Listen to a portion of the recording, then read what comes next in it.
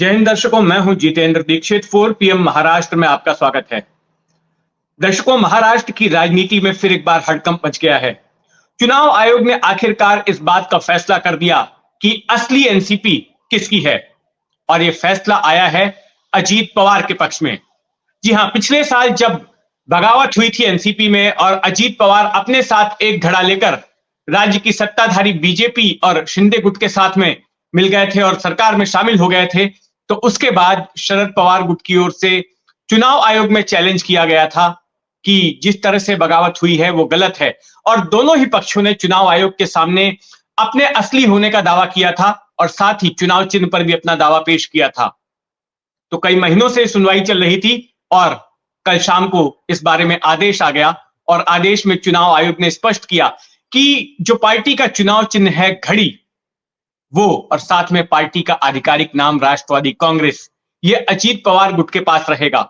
और दूसरी तरफ शरद पवार को निर्देश दिया कि आज दोपहर को 3 बजे तक आप बताएं, कोई 3 विकल्प दें कि आपके चुनाव चिन्ह क्या हो सकते हैं और आपकी पार्टी का नाम क्या हो सकता है। ये जल्दबाजी इसलिए हो रही है क्योंकि महाराष्ट्र में राज्यसभा की 6 सीटों के लिए चुनाव होने वाले हैं। तो उसके पहले चुनाव आयोग ने कहा है कि आप ये तय कर दें कि आपकी पार्टी का नाम क्या होगा और चुनाव चिन्ह क्या होगा। चुनाव आयोग के इस फैसले का महाराष्ट्र में अलग अलग खेमे से अलग अलग जो है प्रतिक्रिया आ रही है। एक तरफ जहां पर सत्ताधारी पक्ष खुश है, महायुति की ओर से जहां इस फैसले का स्वागत किया गया है, तो वहीं दूसरी तरफ जो महाविकास आघाड़ी है, जो विपक्षी पार्टियां हैं, वो इस फैसले की निंदा कर रही हैं और चुनाव आयोग की निष्पक्षता पर सवाल खड़ा किया है और यह कहा है कि किस तरह से बीजेपी ने, सत्ताधारी पार्टी ने चुनाव आयोग का इस्तेमाल करके शरद पवार से उनकी पार्टी को छीन लिया। आज इलेक्शन कमीशन ऑफ इंडिया का जो निर्णय आया है, पवार साहब के उपस्थित होते हुए भी पार्टी का सिंबल और पार्टी का नाम दोनों इलेक्शन कमीशन ने अजीत पवार गुट को दिए हैं, इसकी मैं कड़ी आलोचना करता हूं। हम सुप्रीम कोर्ट जाएंगे और लड़ेंगे। जिस तरीके से उद्धव ठाकरे साहब का भी पार्टी और सिंबल दोनों शिंदे गुट को दे दिया, बिल्कुल उसी तरह ये हमारी भी पार्टी और सिंबल अजीत पवार गुट को दिया है। हम लड़ेंगे और जीतेंगे। वाह चुनाव आयोग, वाह क्या निर्णय देते हैं आप। पहले आपने कहा कि शिवसेना पार्टी एकनाथ शिंदे की है, चुनाव चिन्ह धनुष बाण एकनाथ शिंदे का है। अभी अभी आपने कहा कि राष्ट्रवादी कांग्रेस पार्टी अजीत पवार की है और जो उनका घड़ी का चुनाव चिन्ह है वो अजीत पवार का है। मतलब दोनों ही फैसलों में आपने कितनी सच्चाई प्रकट की है, देश की जनता के सामने आ गया। पूरे देश को पता है कि शिवसेना आदरणीय उद्धव ठाकरे जी की है। जबरदस्ती, धोखे से, छल से छीन लिया गया। राष्ट्रवादी कांग्रेस पार्टी शरद पवार जी ने बनाई 1999 में। राष्ट्रवादी कांग्रेस पार्टी के साथ सरकार चली जिसमें अजीत दादा पवार मंत्री बने। पूरे भारत को पता है, पूरे महाराष्ट्र को पता है कि राष्ट्रवादी कांग्रेस पार्टी शरद पवार जी की है। कुछ लोग उनमें से टूट कर गए हैं, लेकिन वाह चुनाव आयोग, वाह, आपने कह दिया कि यह पार्टी अजीत पवार की है, यह चुनाव चिन्ह अजीत पवार का है। कोई बात नहीं, यह निर्णय हम सबको पहले से पता था। आप और कर भी क्या सकते हैं। जो आपके आला कमान ऊपर बैठे हैं, जो आदेश आपको देते हैं, आप वही मानते हैं। नाम आपका चुनाव आयोग है, लेकिन आप काम करते हैं सरकार के अधीन।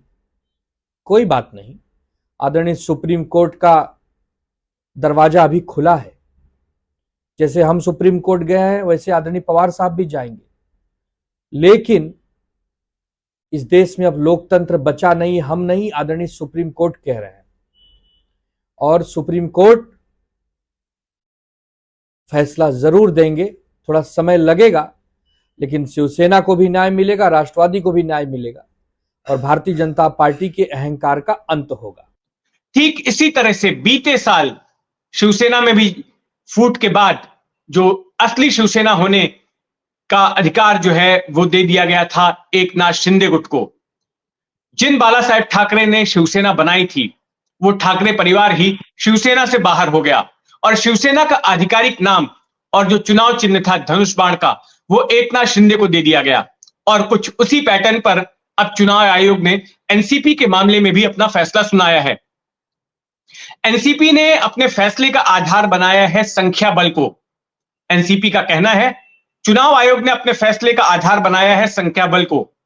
चुनाव आयोग का कहना है कि जो संख्या बल है, तमाम जो सांसद हैं, तमाम जो अलग अलग राज्यों में विधायक हैं, उनकी संख्या अजीत पवार गुट की तरफ ज्यादा है और शरद पवार इस मामले में कमजोर पड़ गए और इसीलिए चूंकि लोकतंत्र में बहुमत का महत्व होता है और ऐसे में अजीत पवार गुट को पार्टी और चुनाव चिन्ह मिल गया। तो जो चुनाव आयोग ने आंकड़े दिए हैं उसके मुताबिक महाराष्ट्र में जितने भी एमएलए हैं, मतलब उनमें से 41 कुल जो 2019 में चुनाव हुए थे तो उनमें 54 एमएलए जो है चुनकर आए थे राष्ट्रवादी कांग्रेस के, और उनमें से 41 एमएलए ने अजीत पवार गुट के पक्ष में अपना एफिडेविट दिया और 15 ने शरद पवार गुट के पक्ष में। इनमें से चुनाव आयोग ने एक बात स्पष्ट की कि 5 एमएलए ऐसे हैं जिन्होंने कि दोनों ही पक्षों में अपने हलफनामे दिए हैं, जो खुद को शरद पवार गुट का भी बता रहे थे और अजीत पवार गुट का भी बता रहे थे। फिर इसके अलावा जो ये तो महाराष्ट्र के विधानसभा की बात हुई, नागालैंड के जो 7 विधायक हैं उन्होंने अजीत पवार के पक्ष में अपना हलफनामा दिया। झारखंड के एक विधायक ने अजीत पवार के पक्ष में अपना हलफनामा दिया। केरल के जो 2 विधायक हैं उन्होंने शरद पवार के गुट के पक्ष में अपना हलफनामा दिया था। अगर लोकसभा के सांसदों की बात करें तो 2 सांसदों ने अजीत पवार के गुट के पक्ष में अपना हलफनामा दिया, जबकि 4 ने शरद पवार के पक्ष में। लेकिन इनमें से एक सांसद ऐसा है, चुनाव आयोग ने स्पष्ट किया, जिसने कि दोनों गुटों के पक्ष में हलफनामा दिया है। फिर राज्यसभा के एक सांसद ने अजीत पवार के गुट में हलफनामा दिया और 3 सांसदों ने शरद पवार के गुट में। अगर एमएलसी की बात करें तो 5 एमएलसी ने अजीत पवार के गुट में अपना हलफनामा दिया और 4 ने शरद पवार के गुट में के पक्ष में अपना हलफनामा दिया। तो यही संख्या बल के आधार पर चुनाव आयोग ने अपना फैसला किया है। वैसे जब इस मामले की सुनवाई चल रही थी तो शरद पवार गुट की ओर से इस बात का आरोप लगाया गया था कि अजीत पवार गुट की ओर से कई फर्जी एफिडेविट जो है वो दायर किए गए थे चुनाव आयोग के सामने और धोखाधड़ी का इस्तेमाल किया जा रहा था अजीत पवार गुट की तरफ से। कई ऐसे लोगों के हलफनामे पेश किए गए, शरद पवार गुट का कहना था, जो कि जीवित ही नहीं थे, या फिर जो एनसीपी में जिस तरह का कोई पद नहीं था ऐसे पदों पर आसीन लोगों ने अपने हलफनामे दिए थे। कई हलफनामों में गड़बड़ियां थी, लेकिन ऐसा लगता है कि चुनाव आयोग ने अपना फैसला सुनाते वक्त इस आरोप को दरकिनार कर दिया या इसको नजरअंदाज कर दिया। अब सवाल ये उठता है कि शरद पवार के सामने विकल्प क्या है। एक जो सीधे तौर पर जो विकल्प नजर आता है वो ये है कि चुनाव आयोग के इस फैसले को सुप्रीम कोर्ट में चुनौती दी जाए। तो ये बात शरद पवार गुट की ओर से कह दी गई है। सुप्रिया सुले ने बयान दिया है कि इस फैसले को चुनौती दी जाएगी सुप्रीम कोर्ट में। इससे पहले जो शिवसेना के ठाकरे गुट ने भी चुनाव आयोग के फैसले को सुप्रीम कोर्ट में चुनौती दी और उस पर अभी सुनवाई होनी बाकी है।